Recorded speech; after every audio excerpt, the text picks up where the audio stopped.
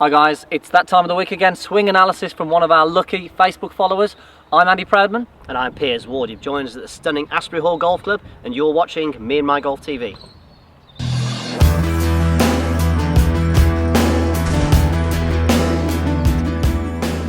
So congratulations to Bobby Waterboy Swinney for winning our swing analysis competition last week. Interesting name, Bobby. We'd like to know where that came from actually. And Bobby sent us his information in his golf swing, playing off a handicap of 21.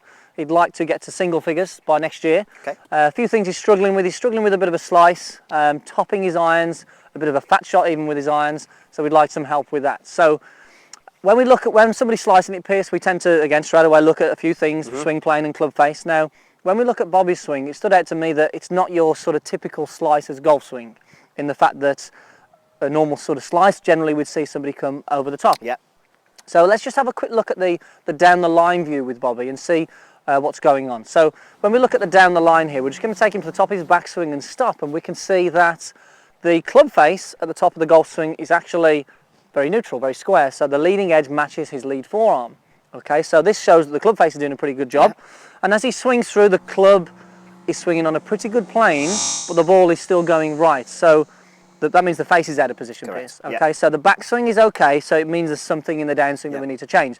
So let's just have a quick sort of explanation, Pierce, of what Bobby's doing here. So the ball's going right, it's not in his backswing, so what does it mean that the club's doing through the ball? And we know that the club face is predominantly responsible for the direction of the ball anyway. Yep. But as Bobby goes through the golf ball, as you said, everything is looking pretty tidy, but then through the golf ball, through the hitting area, we see this motion here. So we can actually, if we just sort of freeze it there, we can see we get a bit of what we call a chicken wing. Yep. And we notice that the hands haven't done a lot of rotating through the golf shot. So, you know, that position there, if you look at the best players in the world, the powerful strikers, or even people who don't slice it, we see something a little bit more like that, where the hands have rotated and we don't get the chicken wing. So chicken wing and lack of rotation through the hands maybe.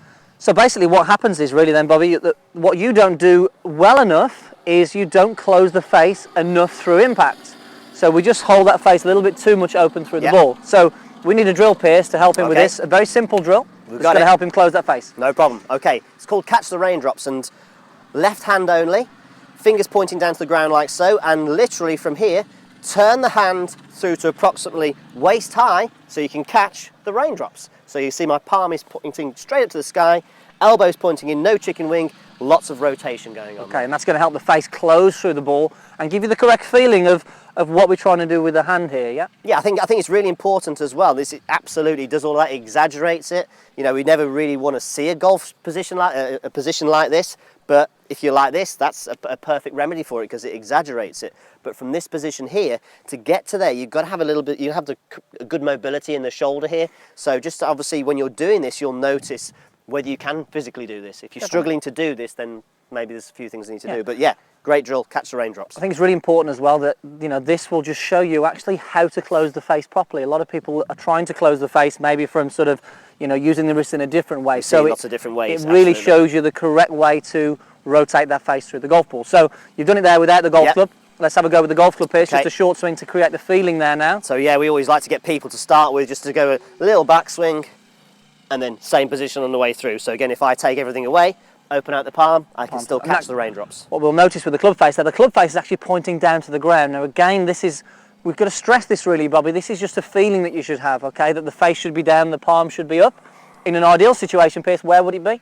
It'd be more a little bit more like that. So the catch the raindrops is a feeling through the ball, but it's certainly going to give you that closing motion to obviously square that shot. Now, the key thing with this piece, he's going to have a go at this, Bobby, and if he's feeling this through the golf ball and the ball's still going right, what does he need to do? He needs to catch more raindrops. Okay, he's got to exaggerate even more. And I think you're exactly right, Andy. We know that, Bobby, we're saying that you're approximately here. So if we take the hand position, you look at the palm is facing down to the ground now.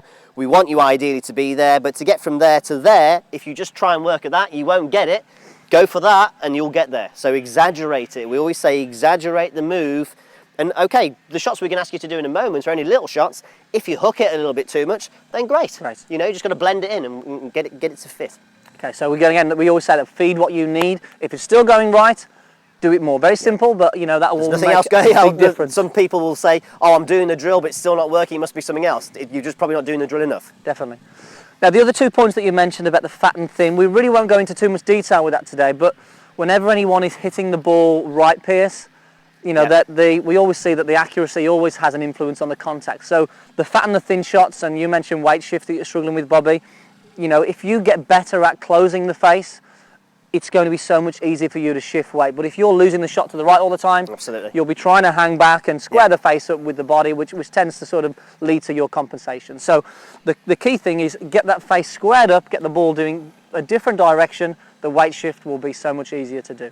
Absolutely. I think the chicken wing as well, you know, when that elbow's coming up here as well, that can also be an issue on the contacts as well. So there's a few things that will tend to revolve around each other. I think, as Andy has just said there, get the face position sorted, and then you'll actually start transferring weight, and you'll extend the arm out more, and you'll actually just become a lot more consistent. But it's so much easier. You get the one thing right, Bobby, everything else will start to fall into place. So, Pierce, let's hit the shot. Let's just demonstrate what Bobby should do. Just to, you know, just starting for short. This is the exact thing. Yeah. No, I mean, there's no point standing there hitting full out drives doing this. Literally, back to waist high, through to waist high. Again, catching the raindrops. So do this, you know, several times just to get the sensation of how to work that unit there. This left side.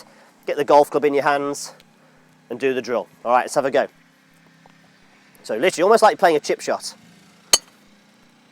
And see, I see even on a shot which has only gone 50 yards, still had a little bit of draw. Still had a little bit of draw. So again, you finished in that same, and you created some feedback there. Absolutely. Perfect. Yeah, okay. Yeah, actually checking that position is really important. Yeah. So Bobby, worth doing when you actually hit the shot, don't just sort of bring the club down, actually hit the shot, hold it, freeze, and see if you're catching raindrops. Definitely some great feedback. So a great drill there for you, Bobby. Very simple, but got to close that face a little bit more. It's going to make a big difference to that slice. Post your comments as usual, guys. Keep the questions coming, and we'll see you next time on Me and My Golf TV.